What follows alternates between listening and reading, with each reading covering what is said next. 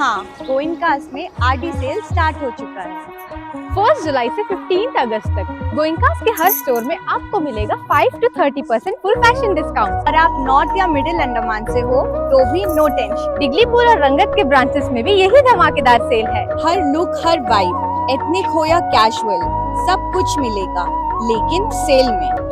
तो अंडमान के सभी फैशन लवर्स, टाइम है वार्डरोब अपग्रेड करने का। अबड़िन बाजार, बातू बस्ती, बम्बू फ्लैट, रंगत, डिगलीपुर, गोइंकास हर जगह है। Visit your nearest Goenkas before अगस्त 15, वरना सेल मिस हो जाएगा। गोइंकास आरडी सेल, स्टाइल की असली डील।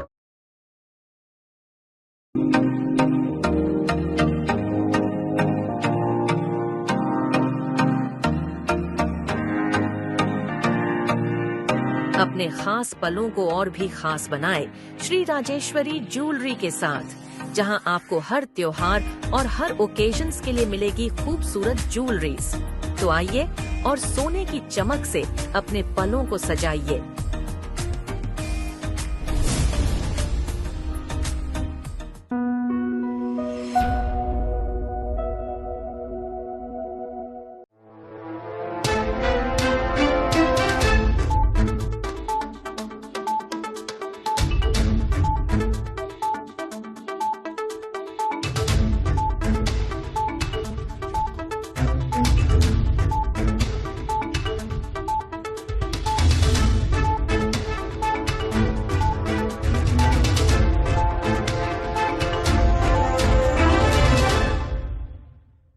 नमस्कार, द्वीप दर्पण में आप सभी का स्वागत है।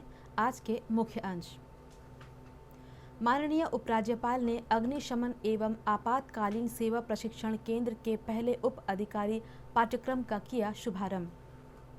सांसद विष्णुपद रे ने मुख्य सचिव से नॉर्थ बे पर्यटन स्थल पर जरूरी सुविधाएं उपलब्ध कराने का किया अनुरोध। और द्वीप समूह के विभिन्न स्कूलों में नन्हे मुन्ने बच्चों का हुआ विद्या प्रवेश। अब द्वीप दर्पण विस्तार से। अंडमान निकोबार द्वीप समूह के माननीय उपराज्यपाल एवं द्वीप विकास एजेंसी के उपाध्यक्ष एडमिरल DK जोशी ने श्री विजयपुरम स्थित राज्य प्रशिक्षण केंद्र में आयोजित होने वाले उप अधिकारी प्रशिक्षण पाठ्यक्रम के पहले बैच का कल शुभारंभ किया। इस पाठ्यक्रम को राष्ट्रीय अग्निशमन सेवा महाविद्यालय नागपुर द्वारा मान्यता प्राप्त है। इस मान्यता के साथ राज्य परीक्षण केंद्र भारत भर में NFSC द्वारा मान्यता प्राप्त 11वां प्रशिक्षण संस्थान बन गया है।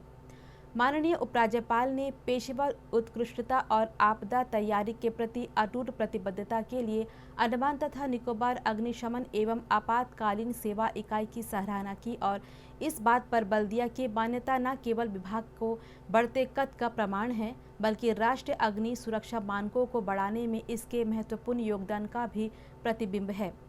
उद्घाटन अवसर पर मुख्य सचिव डॉक्टर चंद्रभूषण कुमार, पुलिस महानिदेशक हरगोबिंदर सिंह धालीवाल और अन्य गणमान्य व्यक्ति उपस्थित थे। स्वागत भाषण में पुलिस महानिदेशक हरगोबिंदर सिंह धालीवाल ने अग्नि सुरक्षा प्रशिक्षण में उत्कृष्टता के प्रति अटूट प्रतिबद्धता के लिए विभाग को बधाई दी। NFSC का बाह्य उप अधिकारी पाठ्यक्रम एवं 25 सप्ताह का आवासीय कार्यक्रम है, जिसमें एक औद्योगिक जुड़ाव भी शामिल है।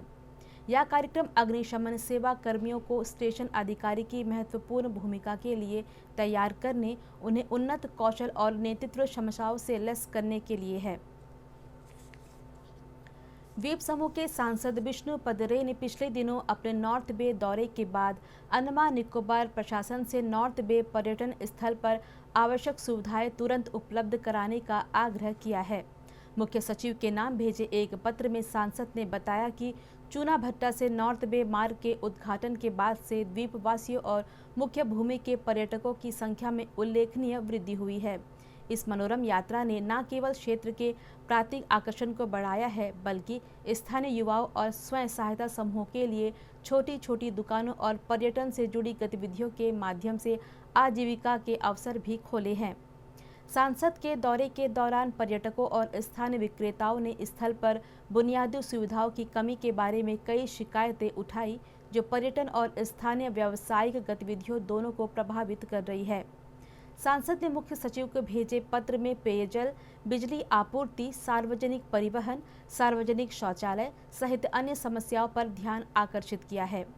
सांसद ने कहा कि यदि ये आवश्यक सेवाएं उपलब्ध नहीं कराई गई तो इसे द्वीप समूह के प्रमुख पर्यटन आकर्षण के रूप में नॉर्थ बे की प्रतिष्ठा धूमिल हो सकती है। बच्चों के स्वास्थ्य में सुधार और 5 वर्ष से कम उम्र के बच्चों की मृत्यु दर को कम करने की दिशा में एक बड़े कदम के रूप में स्वास्थ्य विभाग ने इस केंद्र शासित प्रदेश में दस्त की रोकथाम, सफाई और ORS में रखे अपना ध्यान के नारे के साथ दस्त रोको अभियान शुरू किया है। यह अभियान आज से 31 अगस्त तक चलेगा। इसमें सामुदायिक लामबंदी, स्वास्थ्य कार्यकर्ताओं के प्रशिक्षण और ORS और जिंक टैबलेट जैसी प्रमुख आपूर्ति के वितरण पर ध्यान केंद्रित किया जाएगा। इस पहल में आशा, ANM, आंगनबाड़ी कार्यकर्ता और सामुदायिक स्वास्थ्य अधिकारी के समन्वित प्रयास शामिल है। क्षेत्रीय कार्यकर्ताओं के लिए वर्चुअल ओरिएंटेशन के दौरान स्वास्थ्य सेवा निदेशक ने कहा कि दस्त से होने वाले सभी मौतों को रोका जा सकता है और इसका उद्देश्य बाल दस्त से होने वाली मौतों को शून्य करना है। 5 साल से कम उम्र के बच्चों वाले सभी घरों में ORS और जिंक की उपलब्धता सुनिश्चित की जा रही है और ORS और जिंक से उपचार के बारे में जागरूकता फैलाई जा रही है। इस अभियान का उद्देश्य दस्त के प्रबंधन और रोकथाम के लिए एक समग्र दृष्टिकोण तैयार करना है, जिससे बाल मृत्यु दर में कमी आए और समग्र जन स्वास्थ्य में सुधार हो सके। अंडमान निकोबार द्वीप समूह में मसाले की खेती को बढ़ावा दिया जा रहा है। किसान अंतर फसल के तहत मसाले की खेती कर रहे। मसाला केवल खेत तक सीमित नहीं है, बल्कि आज पर्यटन के तौर पर प्रसिद्ध हो रहा है। पेश है एक रिपोर्ट। पर्यटन विभाग ने आज से द्वीप समूह में मसाला महोत्सव का आयोजन किया है। इसमें कृषि पर्यटन, संस्कृति और व्यंजनों का एक आकर्षक कार्यक्रम शामिल है। इस कार्यक्रम के अंतर्गत प्रतिभागियों को आज दक्षिण अंडमान के रंगाचांग और कैडलगंज के कुछ प्रमुख मसाला फार्मों की एक विशेष यात्रा पर ले जाया गया। रंगाचांग में मसाला फार्म में प्रतिभागियों को वहां पर उत्पादित मसालों और उसकी खेती के बारे में जानकारी दी गई। आज जो है IPND टूरिज़्म डिपार्टमेंट के तरफ से स्पाइस टूरिज़्म का फेस्टिवल मनाया जाता है। उसमें हमारा जो फार्म है स्पाइसेस गार्डन अंडमान बोल के, उसको एक स्पॉट में सेलेक्ट किया है ताकि हमारा जो फार्म है एग्रो टूरिज़्म बेस में फार्मिंग चल रहा है। ये फार्मिंग में जो है जो मेन खासियत है यहाँ में ऑर्गेनिक फार्मिंग, पूरा ही स्पाइसेस जो भी अंडमान का लोकल स्पाइसेस है, दालचीनी है, सिनेमन है, तेज़पत्ता है और जो हल्दी है, बाकी सारा जितना भी स्पाइसेस है, लौंग है, ये सब हमारा जो फार्म में है प्लांटेशन किया हुआ है। यहाँ में नेचुरली ऑर्गेनिक फार्मिंग ही हुआ है। तो इसको देखने के लिए बाकी बहुत सारा टूरिस्ट जो है मेलैंड से विजिट करते हैं। तो कि यहाँ हम लोग यहाँ में आके एक अच्छा नेचुरल टूरिज़्म को बढ़ावा देने के लिए ये गार्डन को प्रमोट किया है। तो हम लोग को ये स्पाइस टूरिज़्म का वजह से और भी हम लोग को इकोनॉमिकली जो है ग्रोथ होगा। जैसा कि हम लोग को अभी थोड़ा थोड़ा ही जानकारी है, बहुत जन को यहाँ में स्पाइसेस गार्डन है बोल को किसी को नहीं पता है। अभी डिपार्टमेंट की तरफ से हम लोग को प्रमोशन होगा तो बहुत सारे बेनिफिट्स भी फार्मर्स को भी बेनिफिट्स होगा और जो टूरिस्ट आते हैं उनको भी पता चलेगा कि यहाँ में जो है नेचुरल स्पाइसेस जो है मिलता है, ऑर्गेनिक स्पाइसेस मिलता है, उनको भी परचेस करने के लिए एक मौका मिलेगा। और जो भी फार्मर्स जो है एग्रो टूरिज़्म करना चाहते हैं, कुछ भी आइडिया चाहते हैं तो हम लोग से पूछ सकते हैं। इस मसाला उत्सव में टूरिस्ट व्हीकल ओनर्स एसोसिएशन के प्रतिनिधि भी इस उत्सव में शामिल हुए और उनके योगदानों के बारे में बातचीत की। आज 16 तारीख को हम लोग स्पाइस फेस्टिवल 2025 सेलिब्रेट कर रहे हैं, जो कि टूरिस्ट व्हीकल ओनर एसोसिएशन की तरफ से हम और टूरिज़्म डिपार्टमेंट के साझा प्रयास से हम लोग अभी इस समय रंगाचांग स्थित जो स्पाइस गार्डन है, जो कि पद्मश्री अवार्डी के नाम पे है, हम लोग यहाँ पे करीब करीब अभी स्पाइस का टूर कर रहे हैं और काफ़ी अच्छा टूर रहा है, काफ़ी नॉलेजेबल था। और इससे हम जितने भी विजिटर हैं, जो भी टूरिज़्म स्टेक होल्डर, जितने भी पर्यटन हितधारक हैं, सबको हम ये संदेश देंगे कि आप लोग इस एरिया को प्रमोट कीजिए ताकि पोर्ट ब्लेयर का जो श्री विजयपुरम का जो टूरिज़्म है उसको और भी आगे प्रोत्साहन मिल सके। इसके बाद उत्सव के तहत कैरलगंज के मसाला फार्म के दौरे पर भी प्रतिभागियों को ले जाया गया। वहां पर मसाला फार्म के मालिक जिजित रेख ने प्रतिभागियों से बातचीत की और उन्हें अपने फार्म में की जा रही मसाला खेती के बारे में बताया। उन्होंने दूरदर्शन से खास बातचीत भी की। सबसे पहले तो आजकल हम लोगों ने जनरली देखा है कि अंडमान में जो लोग हैं जिनके पास ज़मीन है उसको हाउस प्लॉट में कन्वर्ट करके बेच देते हैं इजी मनी के लिए। मैं तो एडवाइस करूंगा कि जिसके पास भी थोड़ा सा भी ज़मीन है वो उस ज़मीन में अंडमान के जो लोकल फ्रूट्स है, स्पाइसेस है, उसको उगा के वहाँ पे एक छोटा सा किचन बनाए और वो उसके बेस्ड फूड बना के आप उसको मार्केटिंग करें। आप कोई भी स्टेट में जाइए, अंडमान छोड़कर किसी भी स्टेट में जाइए, तमिलनाडु में जाए तो वहाँ पे अलग अलग कुजीन है वहाँ का। आपको चेट्टनाड फूड मिलेगा, आपको साउथ इंडियन फूड मिलेगा, आपको केरला थाली मिलेगा, आपको पंजाबी थाली मिलेगा, आपको दिल्ली थाली मिलेगा, लेकिन आपको अंडमान थाली नाम का कोई चीज़ एग्जिस्ट ही नहीं करता। तो मैं अंडमान के बच्चे जो हैं उनको ये बताना चाहता हूँ कि अंडमान में भी कई कुजीन है जो अंडमान के चीज़ों से ओरिजिनेटेड है, उसको कंबाइन करके एक अंडमान थाली या फिर अंडमान के रेसिपीज़ को आप कलेक्ट करें पुराने लोगों से और उसको मार्केट करें। टूरिस्ट जो आता है पोर्ट ब्लेयर में, अंडमान में जो आता है, जो श्री विजयपुरम में आता है, उनको दिल्ली थाली या साउथ इंडियन थाली या पंजाबी थाली खाने नहीं आता है। वो यहाँ के बारे में, यहाँ के कल्चर के बारे में समझने के लिए आता है। आप छोटा सा एग्जांपल है, आप दिल्ली में जाके देखिए, रोबस्टर छोड़ के और कोई केला आपको खरीदने नहीं मिलेगा। अंडमान में हमारे पास वैरायटीज़ ऑफ बनानास का बहुत वैरायटीज़ है, हम लोग उसको शोकेस करें। बच्चे जो है मतलब आप उसको अच्छा प्राइस भी मिल सकता है आपको। आप एग्रीकल्चर बेस्ड टूरिज़्म को अगर बढ़ावा देंगे तो अंडमान का एक अलग टाइप का टूरिज़्म को हम लोग डेवलप कर सकते हैं। इस दौरे के बारे में जवाहरलाल नेहरू राजकीय महाविद्यालय में MSc बॉटनी की अंतिम वर्ष की छात्रा शरीन शाहिद ने अपने अनुभवों को साझा किया। Actually, the Spice Festival, it is the celebration of our rich culture, its heritage.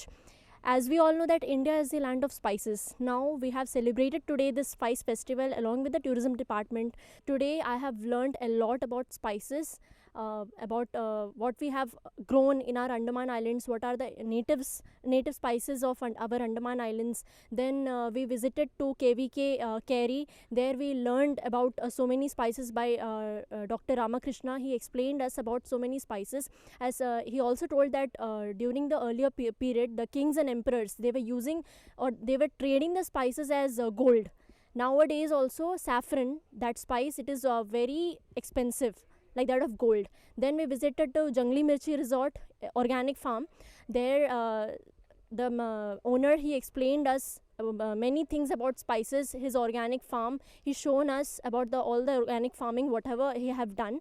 Then we had lunch, like with so many spices. They made khichdi for us. Then for welcome drink, they provided us dalchini soup. Then we also had a soup that is made from plant. So my opinion about agrotourism is that this today, whatever we have done, the Spice Festival, that celebration, actually it promotes tourism.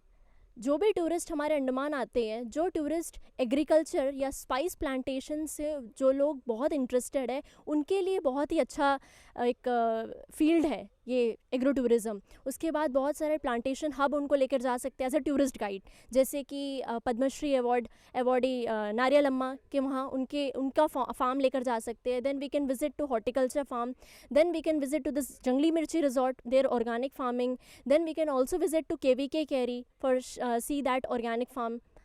आइए अब लेते हैं एक छोटा सा अंतराल।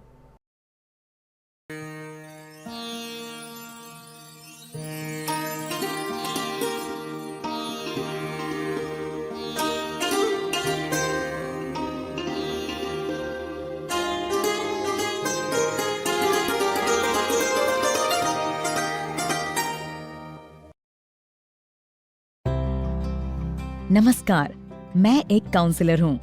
आज मैं आपको उन सभी सेवाओं के बारे में बताना चाहूंगी जो आपके नजदीकी सरकारी अस्पताल के HIV जांच केंद्र में आपके लिए उपलब्ध हैं। देश भर में फैले हर ICTC केंद्र में आपकी HIV जांच एकदम मुफ्त की जाती है। साथ ही आपकी पहचान, जांच का परिणाम, ये सभी बातें हम पूरी तरह से गुप्त रखते हैं। जांच के लिए हम यहाँ जो किट इस्तेमाल करते हैं उसकी गुणवत्ता पर भी हम विशेष ध्यान देते हैं। जांच में अगर आपका HIV पॉजिटिव नहीं आता तो हम आपसे गुजारिश करते हैं कि आप 3 महीने बाद जांच के लिए फिर से आएं और इस दूसरी जांच के बाद हर 6 महीने पर नियमित जांच करवाएं। और अगर आप HIV पॉजिटिव पाए जाते हैं तो भी घबराने की कोई बात नहीं है, हम आपकी मदद करेंगे और नजदीकी ART केंद्र पर आपको रजिस्टर करवाएंगे, जहां डॉक्टर की सलाह के बाद आपका मुफ्त इलाज शुरू कर दिया जाएगा। इस सब के अलावा हम आपको कॉन्डम के इस्तेमाल और एक सुरक्षित व स्वस्थ जीवन जीने के बारे में भी सलाह देते हैं और आपको HIV नेगेटिव रहने में मदद करते हैं। मुझ जैसे कई सारे काउंसलर यहाँ आपकी सेहत से जुड़े हर सवाल का जवाब देने के लिए तैयार हैं। तो सोचिए मत, बस आज ही अपने नजदीकी सरकारी अस्पताल के ICTC केंद्र आएं और एक गुप्त, मुफ्त और आसान HIV जांच का लाभ उठाएं।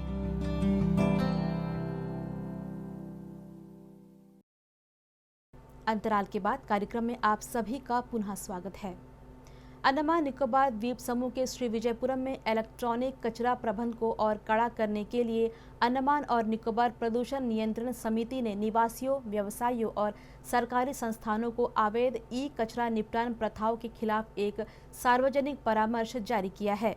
यह परामर्श कचरा नियम के ढांचे के अंतर्गत आता है, जिसे भारत सरकार के पर्यावरण, वन और जलवायु परिवर्तन मंत्रालय द्वारा लागू किया जाता है। समिति के अनुसार द्वीप समूह में उत्पन्न सभी कचरे को अनुमोदित संग्रह एजेंसियों के माध्यम से मुख्य भूमि पर अधिक उपचार, भंडारण और निपटान सुविधाओं में भेजा जाना चाहिए।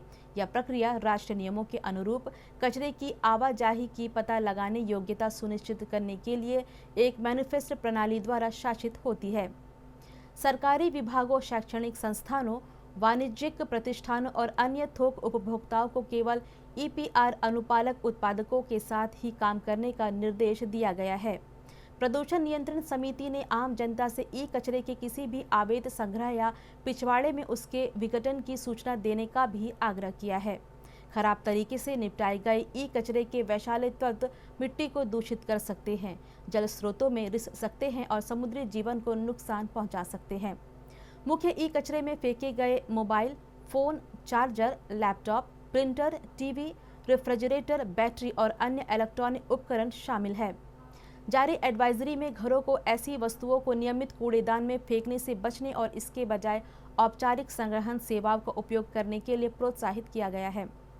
अंडमान के संदर्भ में नियमों के अनुसार सभी कचरे को मुख्य भूमि द्वारा अनुमोदित इकाइयों को निर्यात किया जाना चाहिए। आने वाले महीनों में संग्रहण अभियान और जागरूकता अभियान तेज होने की उम्मीद है। पशुपालन एवं पशु चिकित्सा सेवा विभाग ने पशुधन स्वास्थ्य में सुधार और ग्रामीण समुदायों को सहायता प्रदान करने के अपने प्रयासों के तहत हाल ही में दक्षिणी द्वीप समूह के चावरा द्वीप पर एक पशु चिकित्सा स्वास्थ्य शिविर का आयोजन किया। दूरदराज के क्षेत्रों में पशु चिकित्सा सेवाएं पहुंचाने के लिए विभाग के पहल के तहत आयोजित इस शिविर में घर घर जाकर कृमि मुक्ति अभियान भी शामिल था। शिविर में 18 किसानों को लाभ हुआ। वरिष्ठ पशु चिकित्सा अधिकारी ने जनजातीय परिषद के अध्यक्ष और उपाध्यक्ष तथा चावरा द्वीप के मुखियाओं से पशुपालन विकास के लिए सामुदायिक आवश्यकताओं पर चर्चा की।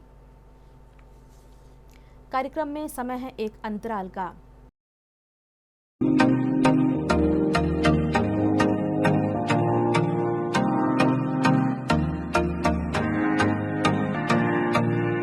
अपने खास पलों को और भी खास बनाए श्री राजेश्वरी ज्वेलरी के साथ, जहां आपको हर त्योहार और हर ओकेजन्स के लिए मिलेगी खूबसूरत ज्वेलरीज। तो आइए और सोने की चमक से अपने पलों को सजाइए।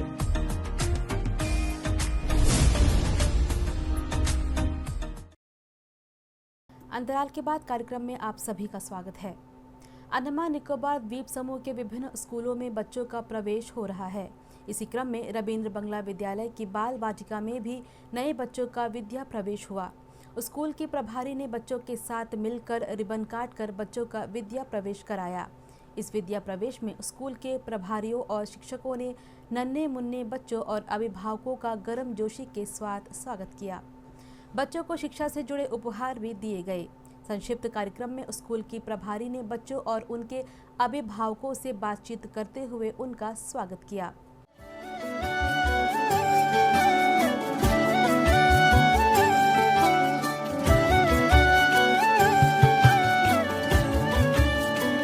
कहेंगे हम कि हमको कोई भी बहका न पाए, पढ़ेंगे हम कि हमको कोई भी लड़वा न पाए, पढ़ेंगे हम कि धर्मों के सही पैगाम क्या है, पढ़ेंगे हम खुदा क्या है, हमारे राम क्या है। ये नन्हे दीप ही इंसानियत की लौ जलाएंगे, हो इरादा कर लिया है हमने, ऐसा पढ़ाएंगे।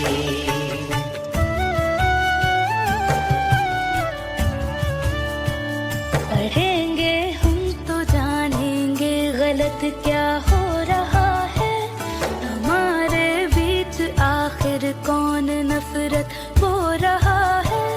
कलम की अब लड़ाई हिंसा और हथियार से है, हमें रहना यहाँ अब अमन से है, प्यार से है। जमाने को हमें अब प्यार से जीना सिखाएंगे, हो इरादा कर लिया है हमने, ऐसा पढ़ाएंगे। लिटिल अंडमान के नेताजी नगर स्थित राजकीय माध्यमिक विद्यालय में बच्चों का विद्या प्रवेश कार्यक्रम आयोजित हुआ। इस स्कूल में KG2 के बच्चे पहली कक्षा में प्रवेश हुए। स्कूल की ओर से कहा गया कि ये बच्चे अब से नर्सरी कक्षाओं के अनुभवों को रिवाइज करेंगे और कई नई चीज़ें भी सीखेंगे। बाद में 3 महीनों के बाद पहली कक्षा की औपचारिक विद्या शुरू होगी। इस विद्या प्रवेश समारोह में प्राथमिक के प्रधान अध्यापक कन्हैया मुख्य अतिथि थे, जबकि शिक्षक S वड़ीवेल सम्माननीय अतिथि के तौर पर मौजूद रहे। इस विद्या प्रवेश कार्यक्रम में SMC के अभिभावक सदस्य सीता पाइक और श्री हरुण सरकार भी उपस्थित थे। खेल एवं युवा मामलों के विभाग 19 जुलाई को श्री विजयपुरम में मॉनसून साइकिलिंग रैली का आयोजन करेगा। रैली नेताजी स्टेडियम के मुख्य द्वार से सवेरे 5:30 बजे से शुरू होगा। साइकिलिंग रैली नेताजी स्टेडियम से शुरू होकर नगर के विभिन्न मार्गों से होती हुई नेताजी स्टेडियम मुख्य द्वार पहुंचकर संपन्न होगी। इच्छुक प्रतिभागियों से अनुरोध किया गया है कि वे अपनी निजी साइकिल के साथ सवेरे 5:15 तक निर्धारित स्थान पर पहुंच जाए।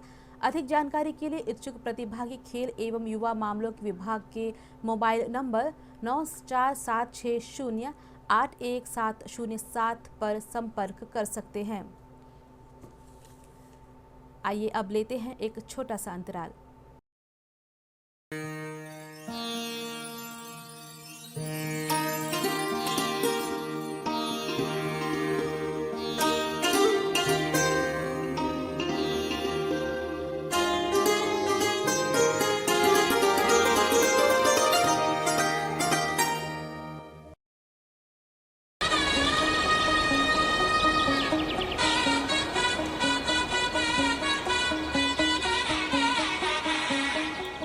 हाँ, गोइंकास में आरडी सेल स्टार्ट हो चुका है।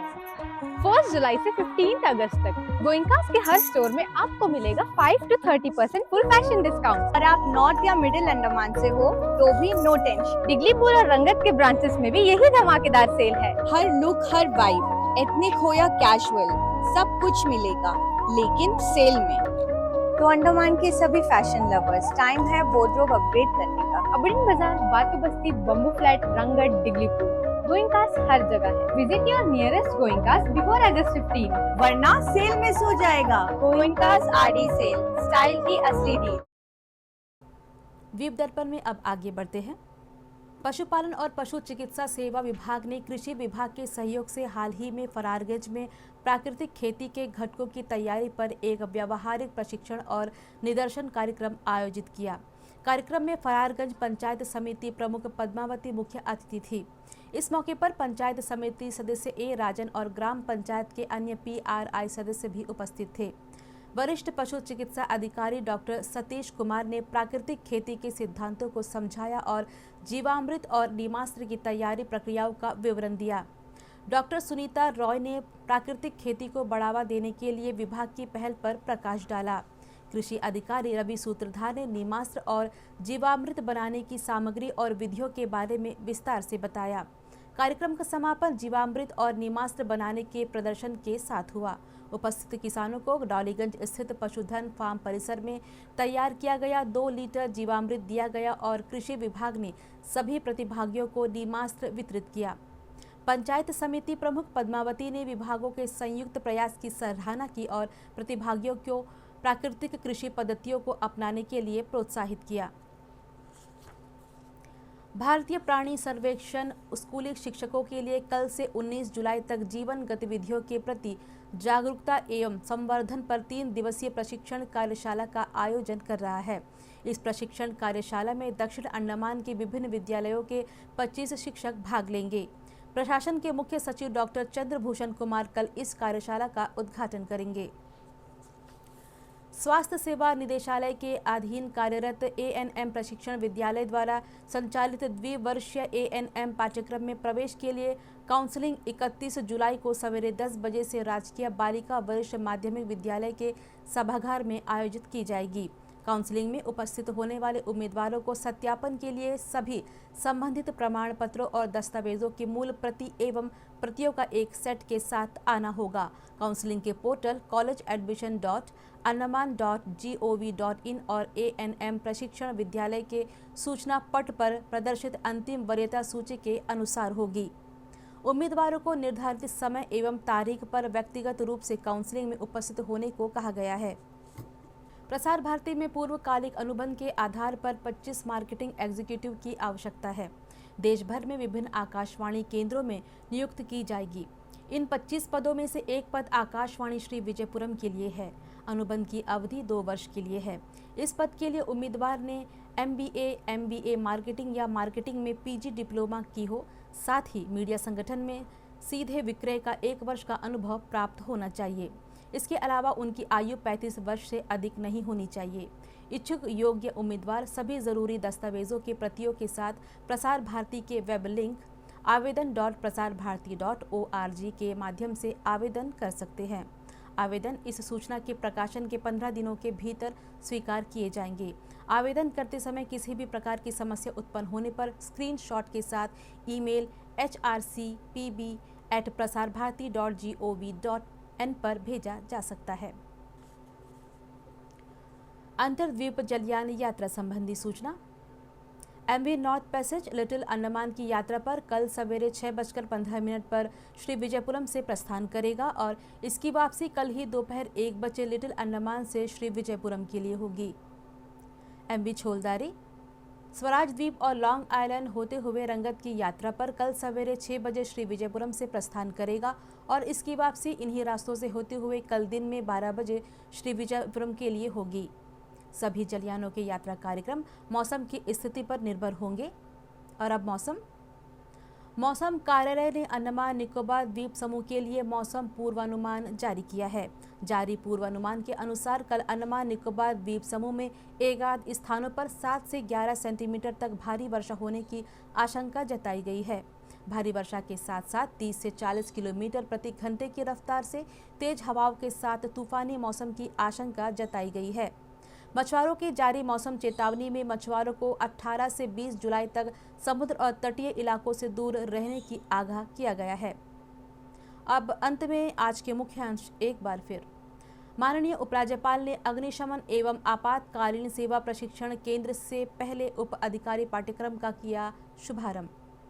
सांसद विष्णुपद रे ने मुख्य सचिव से नॉर्थ बे पर्यटन स्थल पर जरूरी सुविधाएं उपलब्ध कराने का किया अनुरोध। और द्वीप समूह के विभिन्न स्कूलों में नन्हे मुन्ने बच्चों का हुआ विद्या प्रवेश। इसी के साथ ही आज का यह द्वीप दर्पण कार्यक्रम यहीं पर समाप्त होता है। नमस्कार।